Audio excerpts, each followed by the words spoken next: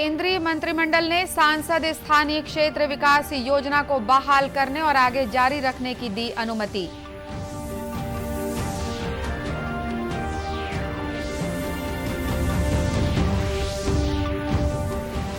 मुख्यमंत्री ने गृह विभाग की समीक्षा बैठक करते हुए कानून व्यवस्था पर पैनी नजर रखने के दिए निर्देश।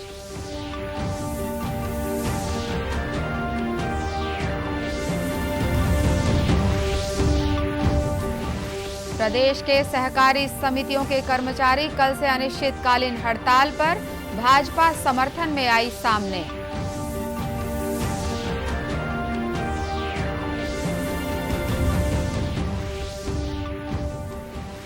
और श्रद्धालुओं ने छठ मैया की पूजा की। प्रधानमंत्री और मुख्यमंत्री ने लोगों को छठ पर्व की शुभकामनाएं दी।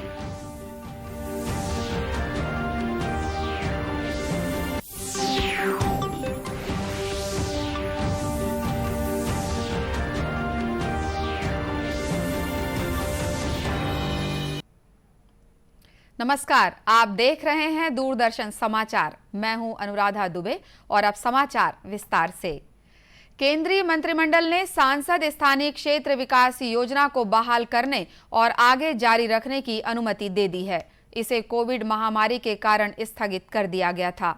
सूचना और प्रसारण मंत्री अनुराग सिंह ठाकुर ने आज मंत्रिमंडल की बैठक के बाद पत्रकारों को बताया कि वित्तीय वर्ष 2021-22 की शेष अवधि के लिए प्रत्येक सांसद को 2 करोड़ रुपए एकमुश्त जारी किए जाएंगे। उन्होंने बताया कि अगले वित्त वर्ष से 2025-26 तक हर सांसद को प्रतिवर्ष 5 करोड़ रुपए आवंटित किए जाएंगे। ये राशि 2.5 करोड़ रुपए की 2 किश्तों में जारी की जाएगी। श्री ठाकुर ने कहा कि अर्थव्यवस्था में सुधार को देखते हुए ये निर्णय लिया गया है। जनजातीय गौरव दिवस घोषित करने का निर्णय लिया गया है।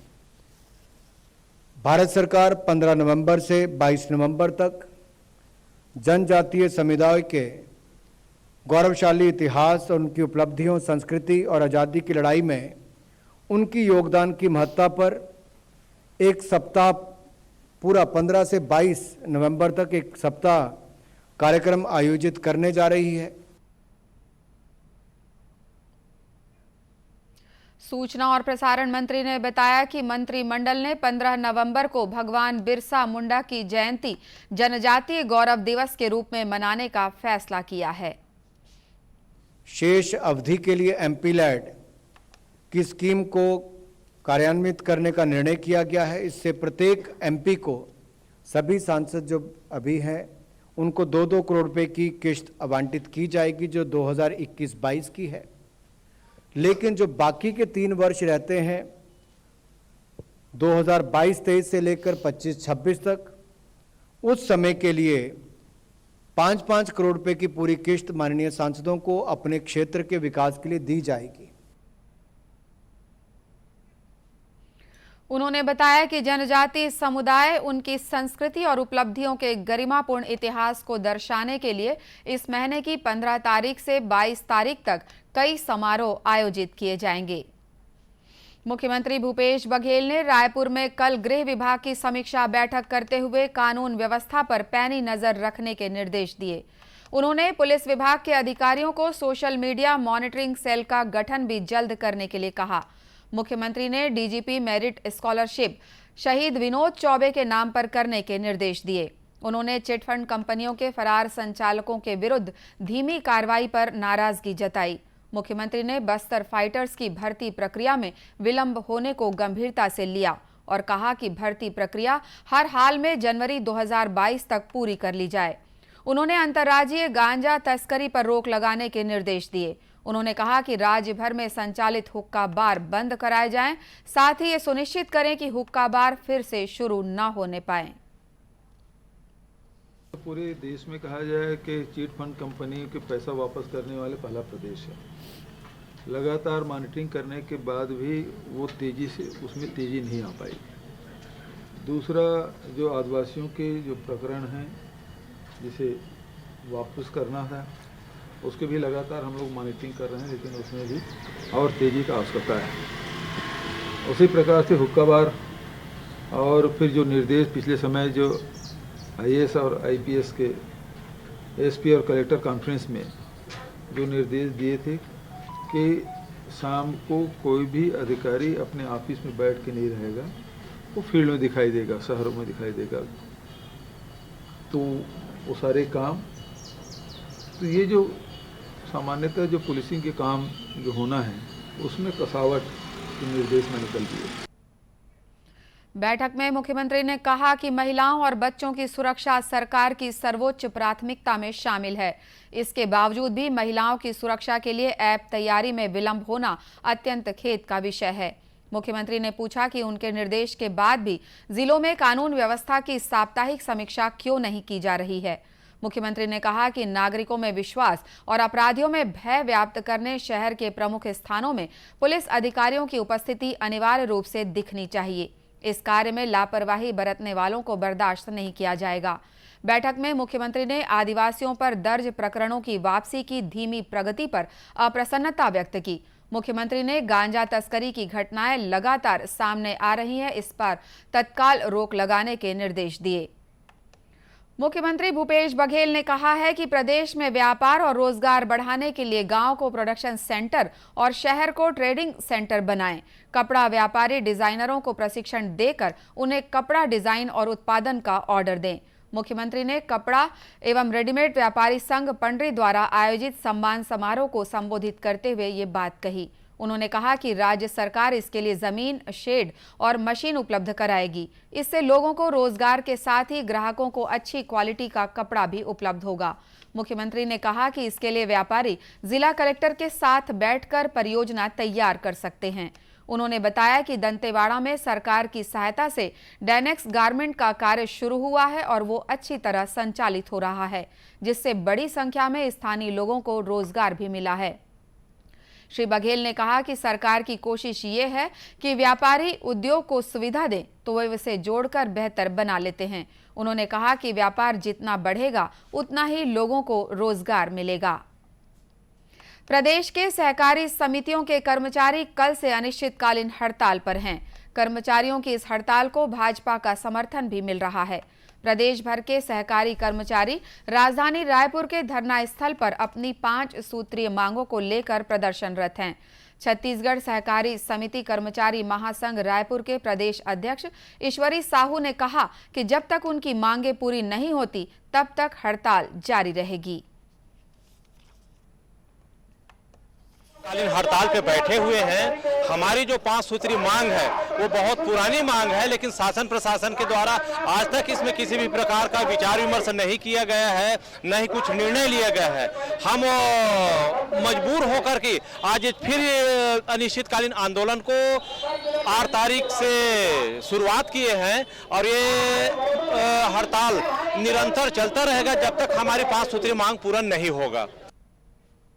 भाजपा की ओर से इस हड़ताल को समर्थन देने पार्टी के राष्ट्रीय उपाध्यक्ष और पूर्व मुख्यमंत्री डॉक्टर रमन सिंह तथा प्रदेश भाजपा अध्यक्ष विष्णुदेव साय भी धरना स्थल पर पहुंचे। इस मौके पर डॉक्टर रमन सिंह ने कहा कि कांग्रेस ने चुनाव से पहले किए अपने कई वायदे अभी तक पूरे नहीं किए हैं। उन्होंने कर्मचारियों की मांगों को जायज ठहराया। वहीं विष्णुदेव साय ने कर्मचारियों की मांगों पर समाधान के लिए एक पत्र भी मुख्यमंत्री को लिखा है। समाचारों का सिलसिला आगे भी जारी रखेंगे। फिलहाल लेते हैं एक छोटा सा ब्रेक।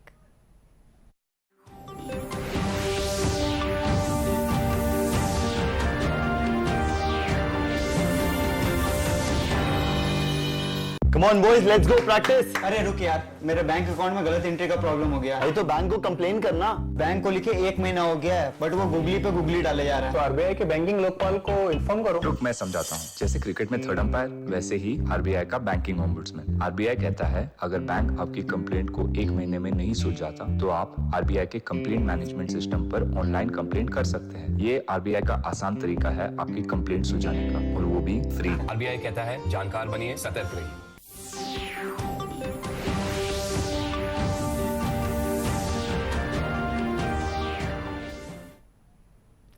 ब्रेक के बाद एक बार फिर स्वागत है आपका दूरदर्शन समाचार में। बलरामपुर जिले में प्रशासन द्वारा विशेष पिछड़ी जनजातियों के बेहतर इलाज के लिए स्वास्थ्य शिविर लगाया गया। साथ ही कलेक्टर की पहल से इनकी समस्याओं के निराकरण के लिए जिला स्तर पर 3 सदस्यीय कमेटी का गठन भी किया गया है। जिला पंचायत सीईओ रीता यादव ने बताया कि जिले में निवासरत विशेष पिछड़ी जनजातियों की समस्या का समाधान करने के लिए 3 सदस्यीय टीम बनाई गई है, जो इनसे संवाद स्थापित कर रही है।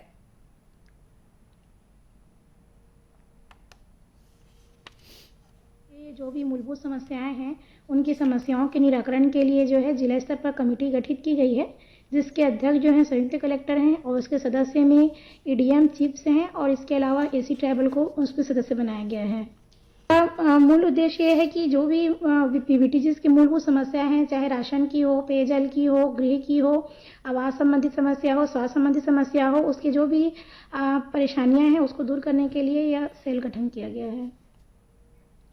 वहीं सीएमएचओ बसंत सिंह ने बताया कि विशेष पिछड़ी जनजाति के इलाज के लिए जिले में 4 जगहों पर स्वास्थ्य शिविर लगाया गया है। उन्होंने कहा कि विशेष पिछड़ी जनजातियों के हेल्थ कार्ड भी जारी किए गए हैं।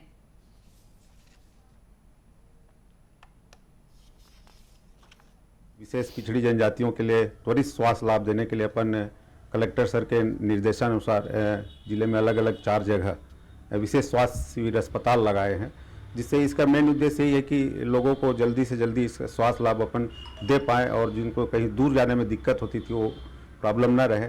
इसके लिए अपन जिले में 4 जगह अपन चिन्हांकित किए हैं जहां अपना शिविर अस्पताल चल रहे हैं, जिसमें अपन मेडिकल अस्पताल, एक MBBS doctor, pharmacist, lab technician और त्वरित वहाँ पे एडमिशन करके जो मीडियम क्लास के हैं पेशेंट उसको त्वरित कर रहे हैं, वहीं पे इलाज कर रहे हैं।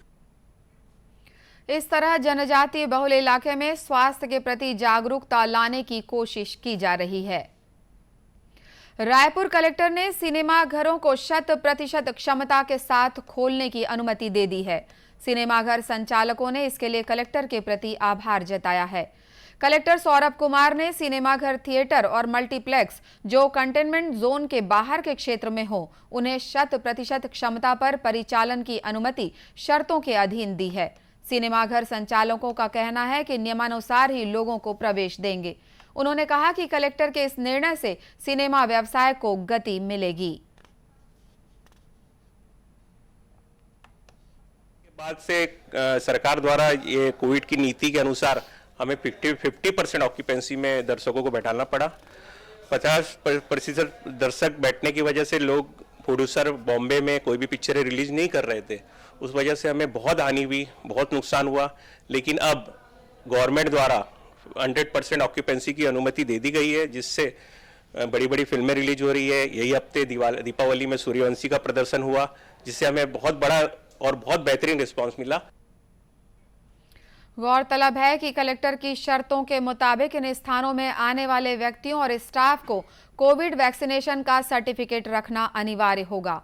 एयर कंडीशनिंग हॉल में तापमान सेटिंग 24 से 30 डिग्री सेल्सियस तक रखा जाना होगा। यदि एयर कंडीशनर उपलब्ध न हो तो ताज़ी हवा का प्रवाह सुनिश्चित किया जाना चाहिए और क्रॉस वेंटिलेशन की पर्याप्त व्यवस्था भी होनी चाहिए।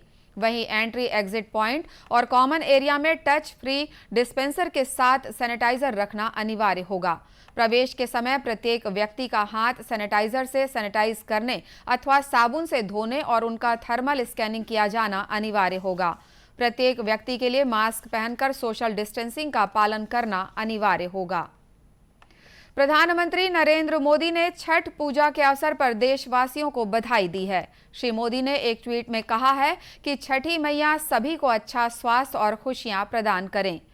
मुख्यमंत्री भूपेश बघेल ने उत्तर भारतीय और भोजपुरी समाज सहित समस्त प्रदेशवासियों को छठ महापर्व की बधाई और शुभकामनाएं दी हैं। इस अवसर पर उन्होंने सभी लोगों की सुख, समृद्धि और खुशहाली की मंगल कामना की है। श्री बघेल ने अपने शुभकामना संदेश में कहा है कि छठ पूजा सूर्य देव के प्रति कृतज्ञता और आभार प्रकट करने का पर्व है। भारत के विभिन्न प्रदेशों के समान छत्तीसगढ़ में भी बड़ी संख्या में लोग छठ पूजा करते हैं। बधाई। खासकर बिहार और उत्तर प्रदेश की पूर्वांचल में इसका विशेष महत्व, हमारे छत्तीसगढ़ में भी बड़ी संख्या में, भिलाई में, रायपुर में, बिलासपुर में और सरगुजा संभाग में बड़ी संख्या में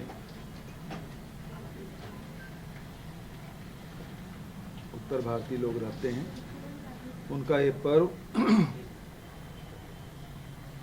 बड़ा कठिन उपवास और सूर्य को अर्घ्य देते हैं। मैं उन्हें सबको बधाई और शुभकामना देता हूँ।